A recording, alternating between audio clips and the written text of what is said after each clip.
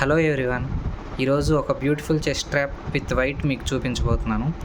First king ముందున్న పాని 2 steps మనం ఇలా వేస్తాము. అపోనెంట్ తన కింగ్ ముందున్న పాని 2 స్టెప్స్ ఇలా వేస్తారు. నెక్స్ట్ మనం బిషప్ ఓపెనింగ్ మూవ్ వేస్తాము. దీన్ని బిషప్ ఓపెనింగ్ మూవ్ అంటారండి. నెక్స్ట్ తన నైట్ని ఈ పొజిషన్లో ఉంచుతారు. నెక్స్ట్ మనం కూడా మన నైట్ని ఈ పొజిషన్లోకి తీసుకొస్తాము. తను ఈ నైట్తో ఈ పాన్ని క్యాప్చర్ చేస్తారు. నెక్స్ట్ మనం ఈ నైట్ని ఈ పొజిషన్లో ఉంచుతాము.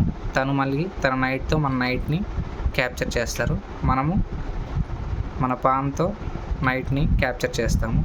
నెక్స్ట్ తన క్వీన్ ముందున్న పాన్ని 1 స్టెప్ ఈ విధంగా మూవ్ చేస్తారు. నెక్స్ట్ మనం వేసేది క్యాజ్లింగ్ మూవ్ అండి. క్యాజ్లింగ్ మూవ్ అంటే ఫస్ట్ మనం పట్టుకోవాల్సింది కింగ్ అండి. కింగ్తో ఈ పొజిషన్లో పెట్టడమే క్యాజ్లింగ్ మూవ్ అంటారు.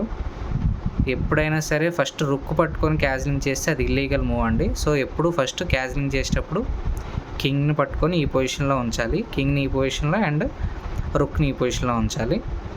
నెక్స్ట్ తన బిషప్తో మన నైట్ని అటాక్ చేయడానికి ఈ పొజిషన్లో ఉంచుతారు. నెక్స్ట్ ఇప్పుడు మనం వేసేదే ఒక బ్యూటిఫుల్ మూవ్ అండి.